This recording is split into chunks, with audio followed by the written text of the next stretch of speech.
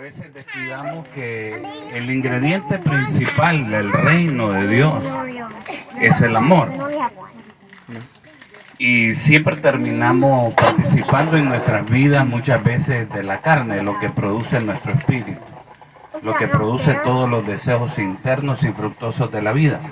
Terminamos en pleitos, iras, contiendas, rechazando a los demás por una conducta impropia.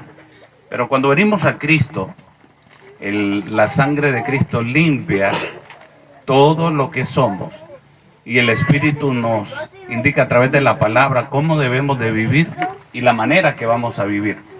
Entonces el primero dice que este mandamiento, cuando dice mandamiento, diga conmigo, es un imperativo. Un imperativo. Diga, es un imperativo, es una orden. Dígale al que está a su lado, es una orden. Una orden. ¿Amas o amas? No hay otra salida. ¿Sí o no? Cuando dice amad a vuestros enemigos es no una sugerencia. Si quieren o no quieren, tienen que hacerlo. Y dice que donde se diferencia o donde se pronuncia, donde realmente se revela el verdadero amor, es cuando amamos a quién. No, a nuestros enemigos. A Dios es facilísimo. Fácil amarlo. ¿Sí o no? Es como a mamá. Es fácil amar a mamá. No hay nada complicado en eso, ¿sí o no? Es fácil, va sobre rieles. Amar a papá es lo más maravilloso que puede ser. Amar a una persona que realmente te ama, no hay ninguna complicación. El problema es cuando amamos a aquella persona que nos hace la vida triste todos los días, que nos hace la vida complicada. Ahí es donde como que choca la carne con el principio de la palabra del amor. Entonces es difícil cuando la palabra de Dios, Pablo hablándole a Timoteo le dice, he nacido de amor, primero de qué. ¿Qué dice? De un corazón ¿qué? Limpio. Limpio. Debemos de tomar en cuenta siempre en nuestra vida. Cuando hablamos del corazón es donde alzamos, es el centro de nuestras emociones, ¿sí o no? ¿Amén? ¿Cuántos están aquí? Digan amén. Se me fueron, se murieron. Levanten la mano todos los que están aburridos. Pronto se van a alegrar. Es fácil creer en un principio cuando nosotros lo vivimos de acuerdo a lo que hemos aprendido de la sociedad, ¿sí o no? Cuando la sociedad dice que podemos amar, y siempre esto me ha pasado cuando tengo la oportunidad de aconsejar a los matrimonios. Siempre llegan, sí o no, a los que nos ha tocado estar en ese dilema, en ese consejo del matrimonio, vemos al cónyuge tirándole al otro cónyuge, que es tu culpa, que es lo otro. Tú has dejado de darme flores, tú has dejado de llevarme chocolate a casa. Entonces digo yo, esta persona estaba enamorado de las flores, de los chocolates. No estaba enamorado de su cónyuge, ¿sí o no? No es que ya perdió todos los detalles, ya no me cocina, ya no es especial con la comida. Entonces dice uno, ¿verdad? Entonces tú estabas enamorado de los detalles y no de la persona. Y cuando amamos, no importando qué, en la enfermedad o en la salud, en la pobreza o en la abundancia, debemos amar siempre, hablando del cónyuge. Pero en la vida debemos de cuidar el corazón. Diga conmigo en esta tarde, debemos de cuidar el corazón. Vuélvalo a decir al que está a su lado, ¿oíste? Hay que cuidar el corazón. El centro de las emociones, ahí donde está todo lo que nosotros somos, cómo reaccionamos. Hay que cuidar porque siempre cuando nosotros, dice de la abundancia del corazón, que dice la palabra, habla la boca. Entonces cada vez que nosotros vamos a hablar de algo, escuche bien las palabras de la persona que tiene al lado, porque seguramente de lo que tiene en lo profundo de su corazón, de eso está hablando. No es de otra cosa, sino de lo que él es. Posiblemente esté mintiendo, pero está hablando de lo que tiene en el corazón, ¿sí o no? La mentira. Pero el problema es que cada vez que nosotros hablamos del rencor, del odio y de la ira, usted va a tener siempre una respuesta dura, ¿sí o no?, de esa persona. Siempre te va a responder de la herida del corazón de esa persona. Por eso Pablo le hablaba a Timoteo. En aquel entonces la misma iglesia entorpecía muchas veces el camino o el caminar de los líderes de aquel entonces. Timoteo era jovencito, apenas en los primeros días de su labor como hombre de Dios, y le decía de esta manera: cuida tu corazón. Es necesario que cuidemos la forma en que nosotros creemos de las cosas externas, porque las cosas externas son las que muchas veces influyen en nuestra vida. Es necesario que usted sepa que usted es un agente de cambio, que lo que usted tiene en su vida es para cambiar lo exterior. Lo externo puede cambiar, las circunstancias pueden cambiar desde un corazón, diga conmigo, un corazón limpio. Vuelvo a decir, un corazón limpio. Y dice, de una buena conciencia, el segundo punto que quiero tocar, de una buena conciencia. El problema es cuando nosotros manchamos, es como, yo le llamo la conciencia para que usted lo entienda un poquito más. El Espíritu de Dios que puso en el hombre, por supuesto, y Dios le habla a ese Espíritu. Entonces, la conciencia es como la alarma de su casa, ¿sí o no? Contra incendio. Apenas sube el humo, fire, fire, no te deja dormir muchas veces por el calor de la ducha. A veces es una falsa alarma, ¿sí o no? Pero la conciencia es aquella que te avisa de la forma que te estás conduciendo. Cuando cae uno en el error, ¿cómo queda uno, verdad? ¿Sí o no? A muchos que comienzan a chatear ahí escondidas de su cónyuge, les ha pasado esto, que cada vez que enséñame el WhatsApp, abre el WhatsApp. Usted sabe que no puede darle la contraseña del celular al cónyuge porque usted va a estar en cierto problema. Pero hay una alarma antes de eso que ya la sonó en su interior. Usted sabe, sus ojos le están delatando. Gracias, Sebastián, por el verbo. Te está delatando que estás mal internamente. ¿Sí o no? Así nos pasa a nosotros en el vivir.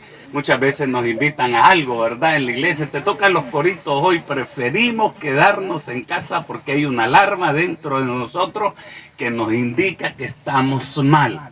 Y debemos, porque este amor es de un corazón limpio, pero también de una buena conciencia. No se puede amar con una conciencia sucia. No se puede servir al Señor. Por eso el tema de hoy es la santificación. Diga conmigo, la santificación. El santificar. Si nosotros no somos santificados, jamás vamos a ser glorificados, jamás vamos a entrar en el reino de los cielos, porque sin santidad nadie verá al Señor. El trabajo hoy de cada uno de nosotros es limpiar nuestro corazón, sacar toda la herida, todo lo profundo. El corazón siempre, hablando cuando le damos rienda suelta a la carne, por lo general el corazón siempre está posicionado en las cosas. Dice la palabra que donde está el tesoro del hombre, ahí estará vuestro corazón. Si tenemos la mirada en las cosas terrenales, en la riqueza, en esto, en lo otro, siempre iremos, sí o no, tras la riqueza. Nos apoderaremos del dinero. Donde esté el dinero, ahí estará nuestro corazón, si esa es la prioridad de cada uno de nosotros. Por eso hay que cuidar el corazón y la conciencia. No podemos trabajar en nuestras vidas para Dios con una conciencia interrumpida por el pecado. Cuando esa alarma se destruye, sí o no, sube el humo las veces o la batería es tan baja, sí o no, de esa alarma, sube el humo y no sucede absolutamente nada. Entonces la fe fingida se vuelve una vida incrédula, una vida de incredulidad. Porque tienes que recurrir eso pasa en las telenovelas, ¿sí o no? En todas las películas. Alguien reemplazando la vida de alguien que ya vivió eso. Cuando dice usted una película de la vida real, no es la vida real. Alguien está imitando lo que sucedió en la vida de otro. Y eso es lo que pasa en la vida del creyente. Imitamos, pero cuando llega esa oportunidad, nosotros decimos, Dios sana, Cristo sana. Y cuando nosotros recurrimos a la sanidad, lo primero que usted ve corriendo a los seres humanos, y eso no pasa a todos los cristianos. Yo he escuchado muchas pláticas, no sé si le ha pasado a usted. Un día estaban dos hermanas de esas ungidas que hablan mucho de la oración y todo eso, estaban hablando.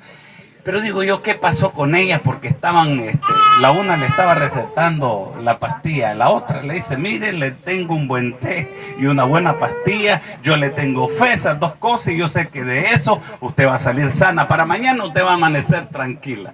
¿Sí o no? Porque se nos hace mucho más fácil ir a la farmacia, correr a Chopper, correr a la ¿verdad? A la farmacia. para nuestros dolores, pero es difícil cuando sabemos que debemos de doblar rodillas. Ahí se nos dificulta activar la fe. Por eso dice que este evangelio, este mandamiento es de un amor, pero con una fe no fingida. No fijamos la fe. Una vez, bueno, yo soy hijo de pastor, nacido en el evangelio. Pero les voy a contar de un hijo de pastor. No soy yo, por supuesto, pero el muchacho era el tipurín. El tipurín para nosotros en Nicaragua es el más guapo, ¿sí o no? El más elegante, el chavalo que todas las muchachas de la iglesia lo deseaban, el hijo del pastor. Uy, pero lo que le encantaba era a las hijas, a las mamás de esas niñas de la iglesia. Les encantaba porque él tocaba el piano. Uy, cuando se tiraba esas cadenas de coro como Sebastián, ¿verdad? Estremecía el altar, porque cómo cantaba como un ángel. Usted viera qué hermoso era ver a ese muchacho. Bueno, me lo contaron, no crea que soy yo. Yo, lastimosamente, yo nací muy feo desde mi ya no hay nada que hacer. Pero la cosa es esta.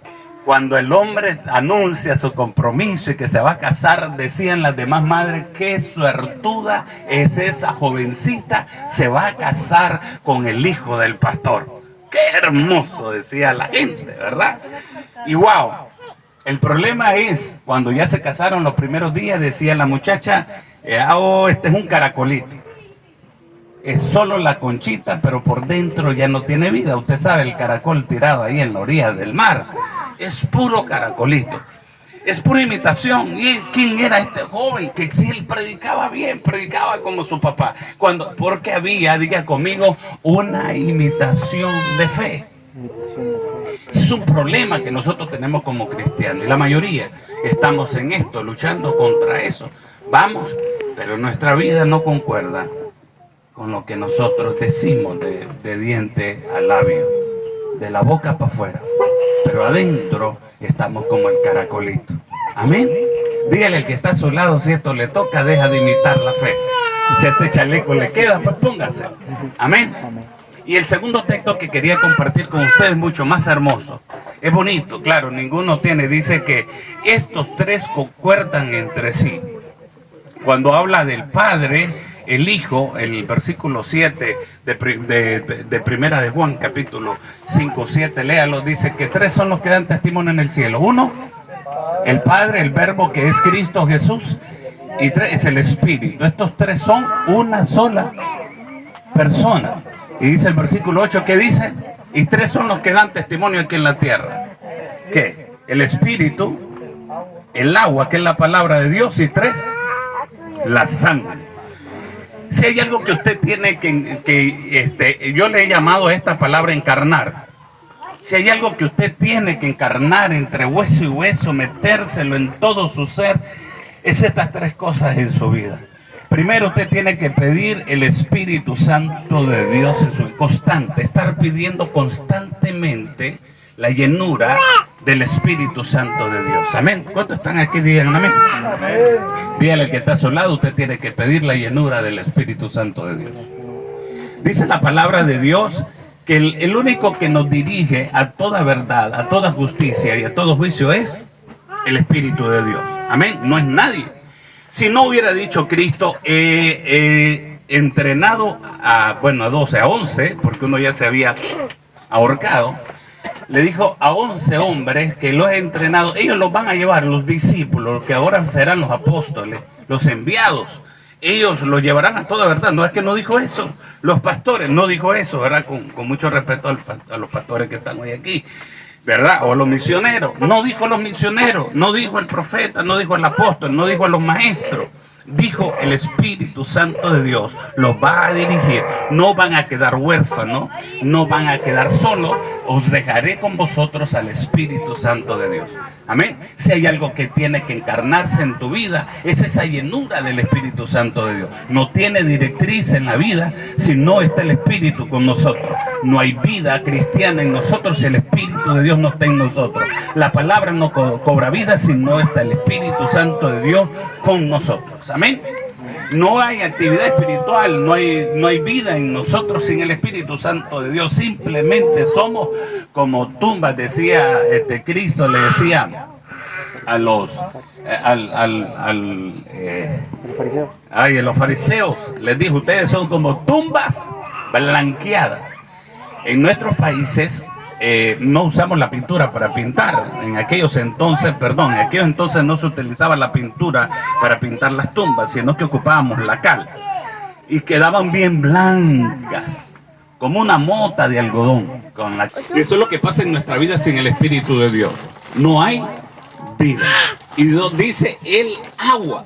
Si hay algo que usted tiene que encarnar en su vida, es la palabra de Dios constantemente. Estar pidiendo la directriz de Dios a través de la palabra de Dios. Leerla constantemente. Y no solamente leerla, porque usted sabe lo que dice Mateo capítulo 7, versículo 28, si no estoy muy equivocado ahora. Pero en el versículo 7 de los 2 cimientos, que dice: la verdad compararé a un hombre inteligente que fundó su casa o construyó su casa sobre la roca. Dice: vinieron vendavales, ríos crecidos y dieron con ímpetu contra aquella casa, pero no fue desbaratada, porque sus fundamentos en esa casa estaban fundadas sobre la roca. Amén. Así es el que cumple la palabra de Dios, el que escucha y pone por obra la palabra de Dios. Amén. Agarramos la palabra, pero a la hora de la circunstancia no agarramos la palabra para enfrentar el problema. No confiamos en ella. Tienes que vivir por ella y morir por ella. Que tu vida sea una misma, que no cambie con el tiempo, ni con las razones, ni con las circunstancias que pasen en esta vida, sino que tú vivas firme en la fe que es Cristo Jesús. No solamente somos salvos, sí, claro, cuando Cristo vino y nosotros levantamos nuestra mano y dijimos: te acepto, Jesús, como mi único y suficiente Salvador personal. Desde ahí comienzas a formar parte de tu familia, de la familia. Pero cuando dejas al Espíritu, a la palabra, comienzan a limpiar tu vida y tu vida comienza a caminar de una manera muy distinta a la que estabas acostumbrado a vivir en tiempos anteriores. Amén. El viejo hombre ahí enterrado. El bautismo de nosotros es el mismo de Jesús, el bautismo del sufrimiento. Por eso no hay de desconectarnos, pero para eso está la sangre de Cristo. Ya tiene poder para limpiarnos de todos nuestros pecados. Es tiempo de estar encarnando la sangre de Cristo en nuestra vida, constantemente acercarnos y decirle: quiero ser limpio, Señor, perdona mis pecados, perdona estos malos pensamientos, perdona mi error del corazón, perdona porque le di rienda suelta a mi carne, perdona porque le di rienda suelta a mi vida. Amén. Quiero orar, cierro con esto en esta tarde. Es lo que quería compartir con ustedes y decir: gracias, Señor, por todo lo que tú has sido bueno con mi vida. Has sido bueno con cada uno de nosotros. Has sido misericordioso. Has sido lento para la ira y grande en misericordia. Sé que si no ha sido por tu fidelidad y por tu gran amor, yo ya no estuviera aquí.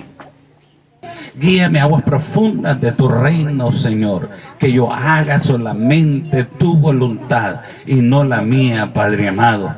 No he vivido, Padre mío, conforme, Padre Santo, a tu palabra. La he escuchado por muchos años, pero ella no ha caminado conmigo porque solo la escucho y no camino, no la pongo por obra. Te pido, Señor, tú que pones el querer como el hacer, pongas en mí ese ánimo pronto para vivir alrededor, en medio y solamente en tu palabra, Padre mío amado. Y te pido, Señor, hoy más que nunca, limpia todos mis errores, limpia todo mi pecar, limpia mi camino por medio de tu sangre preciosa. Una vez más te lo pido en el nombre de Jesús. Amén. Amén.